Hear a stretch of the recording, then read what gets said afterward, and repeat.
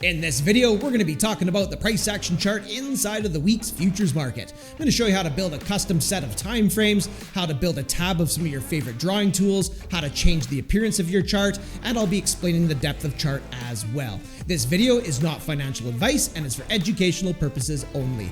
If you need to create an account on WEEX, I left you a verified link in the description of this video and in the pinned comment down below. If you use that link to create your account, you'll be saving 15% on all your trading fees for the lifetime of your account, and you'll be supporting my channel at no extra cost to you. Let's get into the video.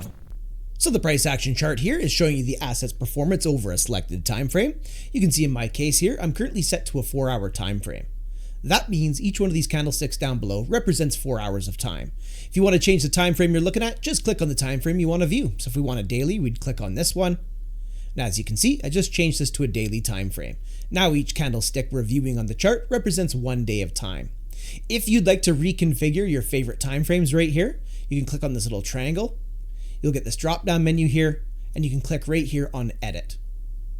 Now what we can do is we can remove time frames or add some time frames to our favorites. So let's go ahead and get rid of the 1 minute time frame. I personally never look at a 1 minute. Let's get rid of the 5 minute. And let's go ahead and add a 12-hour, and we'll add a weekly time frame. We'll click here on Save. Now when we look here, top left-hand side of the chart, that I've reconfigured my favorite time frames. Now, as a rule of thumb, the higher the time frame, the more reliable the data is on the chart.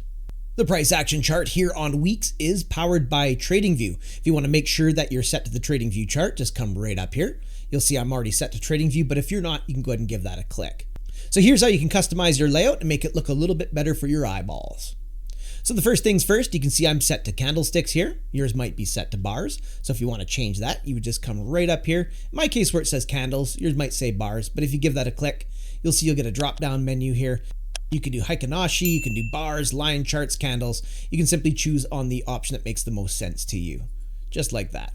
I like candlesticks, so I'll be leaving that as it is. The next thing I'll show you is where to find your indicators. So if you just hover over this icon right here, it says indicators, give that a click. You'll get this pop-up window right here where you can add basic indicators from TradingView. Simply click on the indicator you wish to add, or you can click here on search and you can search for something specific. So if you wanted a MACD, you could just type that in like this. I can see the MACD right here, so let's give that a click. Close this out. And as you can see, I just added the moving average convergence divergence to the bottom of the chart. If I want to get rid of that, we'll just click on this little trash icon right here and the MACD is gone. You'll also notice there's a little line right here. If you hover your mouse over top of that, you can expand the volume or you can crush it down a little bit, giving you a better view of the price action. So you can certainly set that to your preference. If you want to change the appearance of your chart, just right click on it, then come down here, click where it says settings, and you get this pop-up window where you can adjust the way your chart looks. Usually what I like to do is tweak the canvas a little bit. So we'll come down here, we'll click where it says canvas. And once I'm inside canvas, I like to get rid of the grid lines. They're really just not doing much for my trading style. So I'll click right here. I personally like to set this to none. And if you look in the background, you can see I just got rid of the grid lines. You can also change the background color if you click on this box right here. If we want a darker background, we'll just click on this box here. And as you can see, I just made the background a little bit darker, but choose a color that you like. If you want a gradient, you can click right here where it says solid, select gradient, and now you can do 2 colors. So let's go ahead and do maybe a lighter gray right here. And then we'll go ahead and do a darker black right here. And if you look in the background, you can see I just changed the background of the chart to a gradient. So you can customize this to however it looks best to your eyeballs.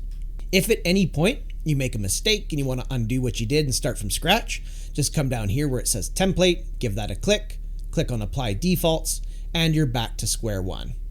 So you can play around with this. If you mess something up, you can always just restore it back to where it was. So I'm going to go ahead and click here. We'll make that a little bit darker. Click on the grid lines. Let's get rid of those guys like this. And when I click on OK, as you can see, I just customized my chart so it looks a little bit easier on my sight balls. If you want to add drawing tools, you'll find those over here on the left-hand side. And next to each drawing tool is a tiny little triangle. If you click on that, you'll get a drop-down menu where you'll find additional drawing tools. If you'd like to make a tab of some of your favorite drawing tools, you'll notice there's a little star next to the drawing tool. So if we go ahead and click on that, let's do a horizontal line. I'll click on this star right here. Let's go ahead and do a trend line. We'll click on this star like this. Let's drop down to here. We'll click on this triangle. Let's do a fib retracement. Click right here. Let's come down here. Click on this triangle. I'll add a brush by clicking on this star here. And let's go ahead and do a rectangle. We'll click on this star like this. Now when I close this out, you can see I just built a little tab of some drawing tools that we can drag anywhere on the chart. And you can easily access these just by left clicking on them. So let's say I want to mark out this range for Bitcoin right here on the 4-hour time frame. I can just come over here to my little favorites tab, grab this horizontal line. Let's mark the top side of the range here. And then we'll go ahead and we'll mark the bottom side of the range here like this.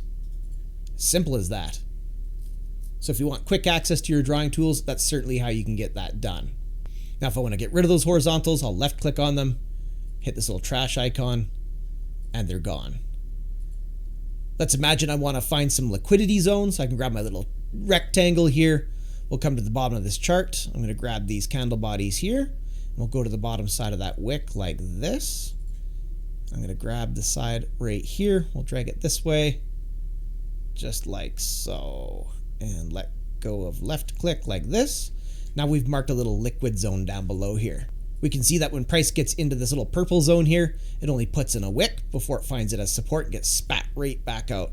You can see it got stabbed right here, but no candle bodies closed inside of it. So a nice little liquid zone down below there that we could use for placing orders in the future if we wanted to.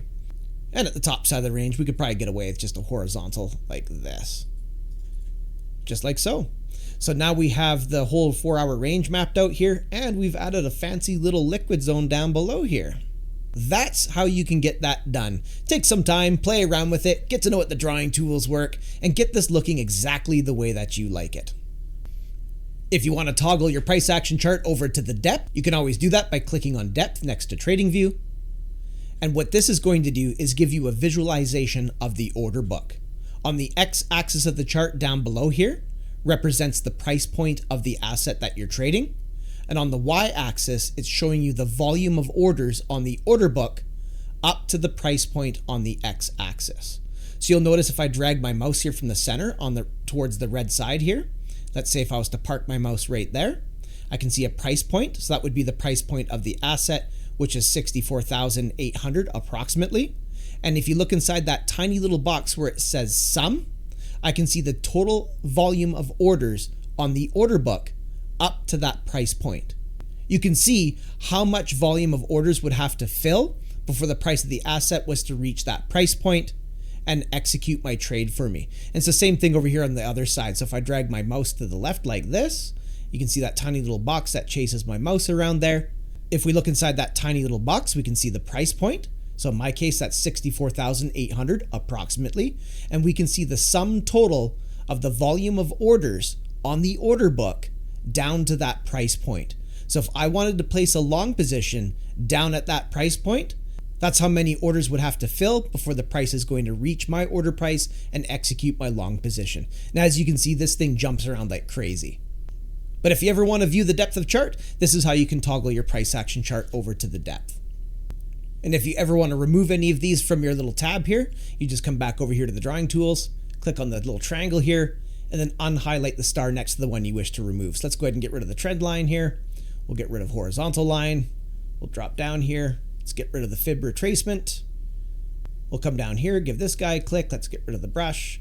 We'll get rid of the rectangle. And as you can see, I just got rid of everything in that little tab, so the tab just naturally disappeared. Alright, now that you're done with this tutorial, feel free to check out my other WEEX tutorials, which I've put together in a playlist on my YouTube channel, or check out one of these tutorials that are popping up on your screen now. Have yourself a powerful day.